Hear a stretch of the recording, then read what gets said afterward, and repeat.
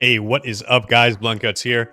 This is a Watch Over Realms video. Thank you so much for tuning into my channel. I appreciate it. Please do like and subscribe if you do enjoy my content. And I'd also ask you if you could do me a favor and go to the link that is in the pinned post. It's also in the description of this video. Please click on that link and toss me a vote for the Rising CC award that Fastidious is running. I would really appreciate it. I'm really excited that he's doing it. And hell, even if you don't vote for me, just vote for somebody. There are a lot of us small CCs that put a lot of work in, and there's some really great content. We all deserve some recognition, so I would appreciate it. I'd love it if you voted for me, but vote for somebody at least. In any case, I'm here to talk about Lucius. So I'm going to break down his kit here. I've also done some damage testing with him on the test server. I'm going to talk about that at the end. I am going to have chapters in this video, so if you do want to skip around and take a look at, if there's certain things that you want to see, feel free to skip around. Let's just take a look initially at Lucius's base attributes. We can take a look at what he's going to look like at level 60 when he is fully promoted. You can see he's got pretty standard marksman HP there at about 11,000. His attack is at 3742. Again, very standard for a single target marksman. Defense and magic resist, those don't really matter. He does have 12 costs, just like all the other single target marksmen like Hex and Silas. I think Idril is the only and I've commonly used one that is less than 12 costs. She's at 11 costs, but still very, very affordable, and I love to see that. I'm hoping that I get him on my ult. Honestly, I need a good single target marksman, and he would certainly fit the bill. 2-second attack interval, all very typical of a single target marksman. So he's statted in the same way. You can even see his damage range up here at the top. His attack range is that same 3x4 tile area that most of these single target marksmen have. So looking at the monikers that they've applied to him here, he's a burst damage and buff dispel add in the game. He's the only hero in the game that is able to actually dispel buffs from enemy targets. That is amazing. I really love that they've added that functionality into the game. It's especially important in Semrah, but in any case, let's break down his skills here. So starting with the talent. After every basic attack landed, there is a 25% chance to launch a pursuit with his crossbow, dealing 80% damage. Every 2 pursuits triggered inflicts the hero with 1 stack of damnation. When damnation reaches 5 stacks, the hero triggers demonic embrace and clears his rage. So this is kind of like it's like an auto ultimate, honestly, based on my testing. There's kind of 2 paths that he can go down. He can go down the demonic embrace path, where you're not going to activate the ultimate, but once he does reach enough stacks of his pursuit talent, he is going to trigger this state. It's going to clear all of his rage. So just like if you use an ultimate, the rage gets cleared. It's going to work the same way here. Of course, you're not going to be activating it, so it is out of your control.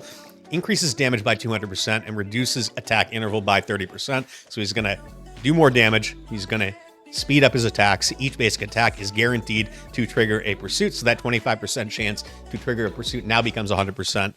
During this effect, cannot activate the ultimate, as I said, restore rage, or be inflicted with damnation. So that is something that is interesting. He can't restore rage in that. I didn't test on whether or not he would be able to get rage from, like, say, a Laurel buff. I know that Elwyn is not going to give him any rage. Hollow's not going to give him any rage. But I think that it basically just sits at 1% rage is what I've seen when I activate his ultimate. So there's some good things and bad things about this. I do want to kind of touch on them. I'm going to try to be as brief as I can with this kit, but it is kind of complex at the end of the day. What I've noticed is that his ultimate cost here is 900. It goes down to 800 when he's fully skilled. The problem that I've seen with Lucius, and this is the only really negative thing that I am going to say about him, is that because of the proc-based nature of the talent here, building these damnation stacks, so every 2 pursuits, and again, pursuit has a 25% chance to trigger on every basic attack that he does. If you get, I guess, lucky or unlucky, depending on your perspective, you can potentially trigger the demonic embrace state before you actually get a full rage bar, meaning that your rage is all going to get wiped away, and you might not be able to trigger the ultimate when in fact you did want to. This is particularly important when you are facing Semrah, because Semrah, you need to use him during Semrah's phase 2 when he goes in this Aegis mode, and Semrah starts applying buffs to himself that basically allow him to reduce the magic and physical damage that he does receive. And so if you need to activate this ultimate to remove those buffs, you could get unlucky. Lucius can have a bunch of procs in a row, and then all of a sudden the rage that you've been building in order to use to debuff the boss is just gone.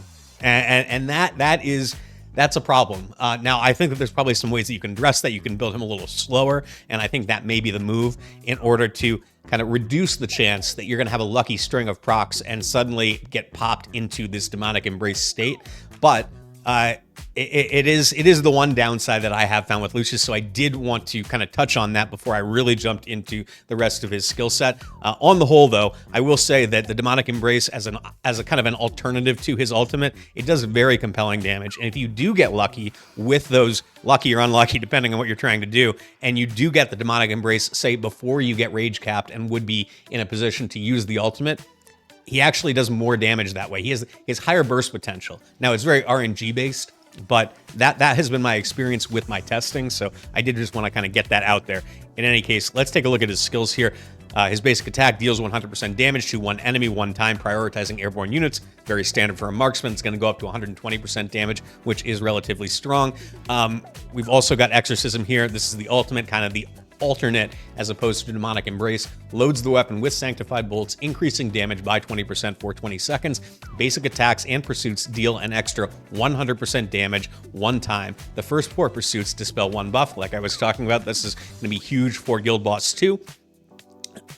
When activated, dispels all damnations inflicted, and the hero won't be inflicted with damnation during the ultimate. So you're going to remove the damnation stacks, and basically everything is going to reset when the ultimate expires. So you're going to start building up damnation stacks again. But if you did have any at the time that you did activate the ultimate, they are going to be wiped away. So you're going to be reset to 0. This is why it's kind of an either-or proposition. You can't stack these things on top of each other, unfortunately. When you do skill him up, you're going to get 100 skill cost off. It goes down to an 800 cost ultimate. You're also going to get another 10% damage increase, so it's going to be a 30% damage increase. And then basic attack and pursuit damage is going to go up by 50%, so you're going to get that up to 150% there for both the pursuits and the basic attacks, which is pretty solid. He does very good damage from what I've seen. I'll give you some numbers to go by at the end here based on my Nightmare 4 Guild Boss testing. But I mean, he's not top tier. He's not going to be competing with your Hexes and your like A5 Lust and A5 Arrogance or your A5 Silas even. But he is very, very solid. Very good damage. So next one up, Tainted Spirit.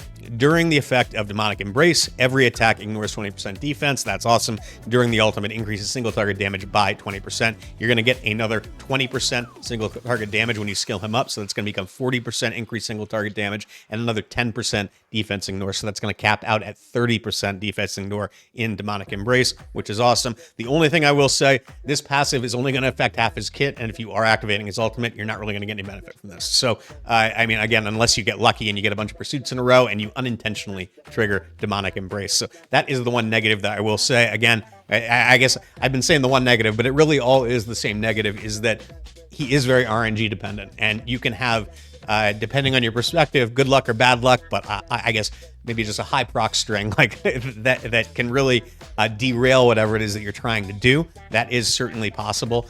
Maybe you don't want to trigger Demonic Embrace, and you may end up doing it anyway. So there is that. Finally, Crackshot, his other passive, when attacking elites or bosses, the trigger chance of pursuit increases by 10%, and basic attacks restore 8 rage. Again, this is kind of going back to what I was saying before. In the situation where you want to be able to activate the ultimate at the appropriate time, you may end up getting basically, you are going to have when you look at the skill ups, a 20% increased chance to proc the pursuits, which is a 45% chance on each basic attack, which is a lot. And you are going to be getting extra rage regen too. So these two things are going to kind of be competing. And I don't know, it's going to be some juggling, that's for sure. We'll have to see how it really ultimately shakes out. Let's take a look at his awakenings here. Increases pursuit damage by 25% at the A1. That is very strong. Pursuit is a pretty significant portion of his damage.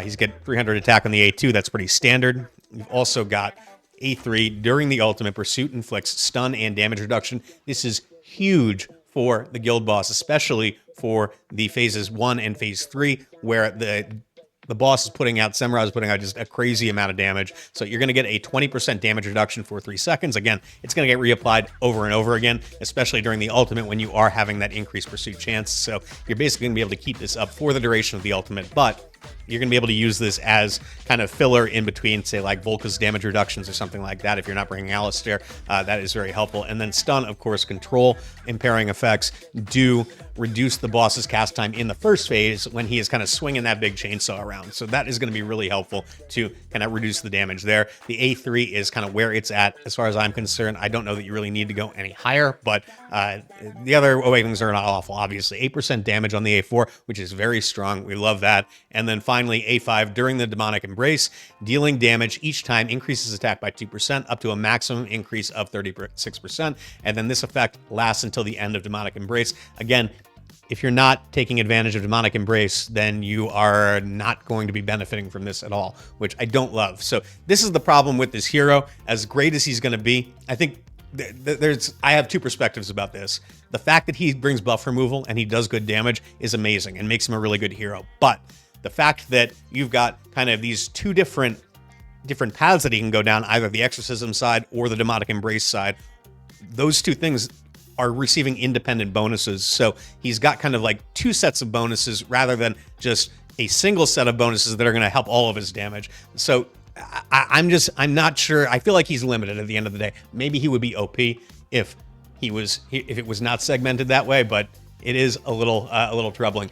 In any case, let's get to the damage test. I'm going to show you what I found out about him. I'm going to talk about just some general things. I'm not going to show you a run. I feel like people don't really want to see their 200th Guild Boss Nightmare 4 run. We don't really need to see that, but I'm going to show you the results, and I'm going to tell you exactly how much damage he was able to output and how he compared to some of the top heroes in the game. Let's talk damage. So this is the team that I use to do my damage testing for Lucius. I set up an auto run on Nightmare 4, and then I just did 3 auto runs per awakening level that I tested. I tested him at A0, A1, A3, and A5, so the big ones, and I got some interesting results. I do want to point out a couple of things before I get into the numbers here. So we do obviously have Leia as the leader here. I wanted to give him a legendary lord. I do want to acknowledge the fact that her lord bonus gets better the more watchers are on the team. And right now there just aren't very many good watchers in the game that I would want to bring into a guild boss run. So he is kind of off by himself. So that he potentially with a team that was filled with more watchers,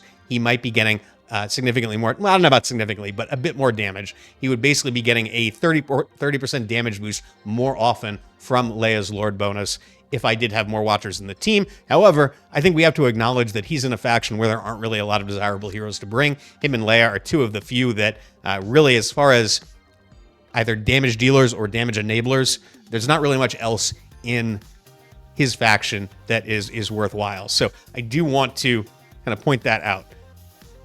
I'm also going to be comparing him to an A5 Silas throughout. I'm just using that as a baseline. I could have used Hex, but Hex is just kind of an outlier, especially with his ridiculous exclusive artifact. He just does so much damage. I mean, good God, on global, my Hex can do over 350 million damage on the guild boss. He is insane. Now, granted, I'm kind of an outlier too. I've got an A5 Hex on global. I'm very lucky in that. And I've also got his exclusive artifact, and I've got a team built around maximizing Hex's damage. But even in these runs, Hex was doing between 230 and 250 million. Silas, for perspective, was doing on average around 140 million per run. And then we're going to talk about what Lucius was able to output in comparison to that. Let's just take a look at Lucius's gear right now. So this is the gear that I used in these runs. It is good, but nothing absolutely crazy, but it is end game gear, and I do want to be clear about that. As far as an artifact, I did have him in a level 25 Spirit Siphon. As far as his stats, obviously he's in Soulbound Arcana with Warlord on the left-hand side. He had 16,138 attack. His attack speed was at 369, giggity. 1.1 second attack interval. 104% crit rate. Obviously, he's crit capped. 332% crit damage. Might have been more optimal in the guild boss to bring him as double crit damage, 1-time attack percent piece on the right-hand side. I didn't feel like I wanted to do that because that's not the gear that we're typically going to be using him in. I don't think that he's going to be somebody that you're going to be like burning to bring into a guild boss run. He's good. He produces good damage. I'm going to show you, but he's not somebody that I think his main uses are going to be outside of the Guild Boss 1. He's going to be a phenomenal Guild Boss 2 hero, but you're not going to be using the same kind of gear in Guild Boss 2 that you would be using in Guild Boss 1. This is really just to establish a a damage output level for him and compare him to a really good hero in A5 Silas. So with that being said, let's get into the numbers. Okay, so I did 2 types of runs in order to test his damage. The first auto run that I set up, I used his ultimate on cooldown. Now, I do want to acknowledge 2 things. One is that Dolores RNG is a thing, and there is the potential for it to skew results. However, I did run each awakening level 3 different times to try to generate an average, and I do want to acknowledge also that there are real-world circumstances when you are playing with these heroes in the game. Things are not always going to be perfect, so I want to see how he performed on average at the end of the day. The other thing I do want to acknowledge is, again, RNG in his kit, which I described earlier in the video. It is going to influence his results. There may have been times when he did get into his demonic embrace before he got to his ultimate, so the results may have been skewed that way as well. But that is how this hero plays. So I think that this is valuable nonetheless, and the fact that I did it 3 times and produced an average is going to put us in a position where we have an idea of, 1, that there's a high amount of variance in his damage output, and 2, that he's going to do good damage regardless, I think is really what you're going to see here. So with that said, let's start off with the hero that I did compare him to, A5 Silas. In the runs where I was using his ultimate on cooldown, A5 Silas was producing, on average, 140 million damage per run. By comparison, Lucius produced 93.5 million at A0. At A1, he was producing 96.3 million. At A3, he averaged 112.7 million. And at A5, he averaged 110 million. So he actually averaged slightly less at A5 than he did at A3. I think, again, this is due to RNG. I also would point out that because I'm using the ultimate on cooldown in these runs, he's not really benefiting all that much from the A5. The A5 really only benefits his demonic embrace, and that is not something that is happening all that often in these kinds of runs. So that is why you see this kind of variation. If you want to look at it as the percentage increase that he was getting with each awakening levels, going from A0 to A1 based on my testing was a 3% gain in damage. Not very much at the end of the day. Again, I think this may have been RNG dependent. I think it's actually kind of artificially low in this case would be my guess. But I'm just reporting to you what I found, what the numbers told me when I did this testing.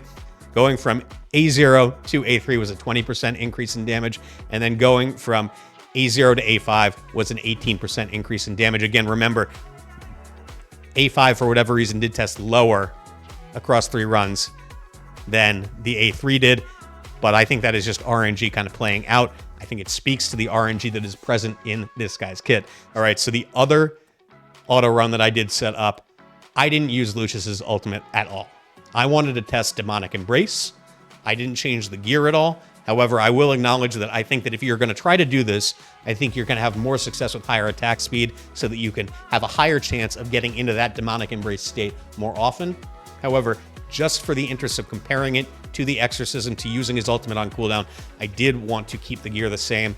And here is what I found out in that case. So on these runs, Silas averaged 138 million, so very close to the 140 million we saw on the other runs. Lucius, however, at A0, averaged 71.1 million. At A1, he averaged 92.7 million.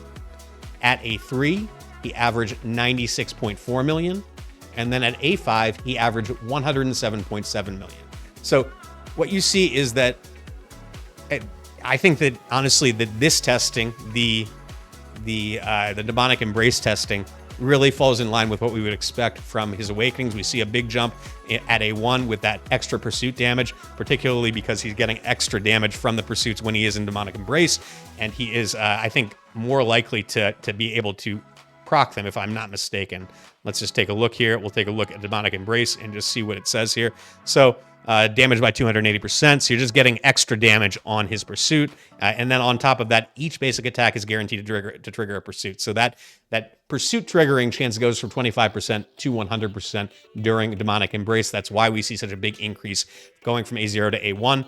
So going from A1 to A3, he's not really gaining that much damage. All he's really gaining that's going to benefit his damage is his attack bonus that he's getting at A2. The A3 does not increase his damage at all. It applies debuffs, which are great, don't get me wrong, but they're not going to increase his damage. And then the A5, which affects only his demonic embrace state, that gave him a much more significant boost than we saw in the previous ones. All right, so if we're going to break that down as far as a percentage increase that was gained from each awakening level, what we saw was a 30% increase going from A0 to A1, a 33% increase going from A0 to A3, a 51.5% increase going from A0 to A5. So that is by far the biggest boost.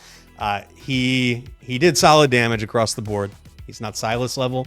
Maybe with a better Watcher supporting cast, he could be. I think that there's a lot of benefits to bringing this guy. He's going to do solid damage. He's not going to be doing OP damage, but he is going to be doing solid damage, and he's going to be able to really benefit your team, especially in Guild Boss 2, where he's bringing a lot of utility that these other heroes that are doing crazy damage are not. So I did want to add one more thing to this discussion of Lucius and his viability. I was able to pull him today, coming to you from the future right now. I was a little slow to edit the video. I did pull him. He is fully skilled up. He is fully ranked up right now. I did try him on the Guild Boss 2, and I did discover something that is going to diminish his value in that game mode quite a bit, unfortunately. So when I originally created the video and when I did my original testing, the way that I thought that Semrah's Phase 2 buffs, the Aegis mode buffs, worked were that he applied 2 buffs each time that he went into his Aegis mode channel. That actually is not the case. Apparently, he applies successively more buffs each time he does the cast. So he starts off with 2 at the first Aegis mode. The next time he applies 4, and then finally he caps out at 6 at the third cast of the Aegis mode. What that means is that you can't keep the buffs artificially low with Lucius. So I thought you would be able to time Lucius's ultimate to remove those buffs as they came out, and thereby keeping Semrah's buffs at or close to 0 the entire phase. And that is just not the case, because you'll remove them after he casts the first one, and then the next time he's going to apply 4 buffs instead of 2. And then you'll remove them, and then the next time he's going to apply 6 buffs instead of 2. So essentially, after 3 rounds of the Aegis mode channel, he is going to continuously apply 6 damage reduction buffs, equaling 60% reduction to physical and magic damage every single time that he does that Aegis mode cast. You will be able to remove 4 of them with Lucius. However, based on my testing, there is not enough time to work back around to his ultimate every single time. So best case scenario, after that third cast of Aegis mode, you're going to be taking off 4 buffs, basically every other Aegis mode cast. Is it still impactful? 100%. It still makes a big difference. I was able to actually push higher than I ever have before with my first attempt. I haven't done any more than that, but he is definitely going to be a GB2 all-star, but he's just not going to be quite as good as I thought he was going to be. Many of you may have thought the same. I wanted to come in and share that. And there you have it, guys. So I think I've given you a lot of information about this hero. You're going to have to make up your own mind. However, I do think that he is going to be essential for Semrah, the Guild Boss 2. And I think that if for no other reason, that makes him a hero that you need to have on your account. I am going to be pulling a lot of shards for him tomorrow. I'd love to get him A3. I don't think that's going to happen, but at the very least, I just need to have him on my account so I can get that buff removal. That is the bare minimum that I think that we should all be shooting for. We should all have a really great chance if we have saved up our summons, which I hope you have. With that said, if you do have any further questions about the testing that I did, if there was anything I could have done differently that you would like me to adjust when I do these breakdowns moving forward, please hit me up in the comments. Let me know your thoughts. I have a lot of fun doing this stuff. I'm looking forward to bringing you more information about new heroes going forward. Good luck on your summons tomorrow. I am going to be posting my summons after I do them tomorrow, so I am looking forward to that. And yeah, guys, thank you so much for watching. I do appreciate it. Please do like and subscribe. And again, if you wouldn't mind tossing me a vote in the Rising CC voting for the award that Fastidious has put out there, I do have a link in the pinned post at the top of the comments section, as well as in the description of this video. Take you 2 seconds. It would mean the world to me. I would really appreciate it. Make your voice heard and support some of us smaller creators. We would all appreciate it, I am sure. I've been Blunt Guts. Good luck on your summons. I'll catch you all next time.